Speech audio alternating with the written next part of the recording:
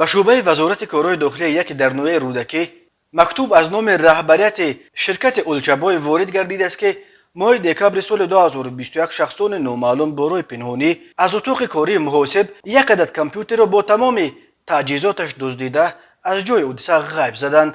ضرر رسانیده شده 8000 سامانی را تشکیل می‌دهد. هنگام گذرانیدن چاره‌بینی‌های اپراتیوی جستجویی از جانب کارمندان میلیسیا، جوان 18 ساله ساکن امین نویه همچون گمانبر در صادر نمودن جنایت دزدی دستگیر کرده شد. اوید به این حالت تفتیشات ادامه دارد.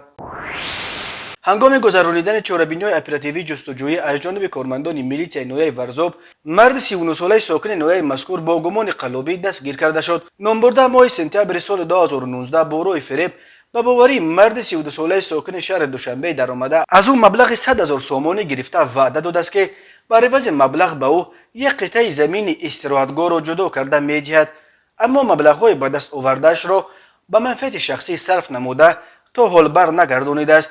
نسبت نامبرده از طرف پروکراتور ژنرالی جمهوری تاجیکستان پرونده جنایتی با ماده 247 قسم 4 بند ب کودکس جنایتی جمهوری تاجیکستان آغاز کرده شده تفتیشات ادامه دارد.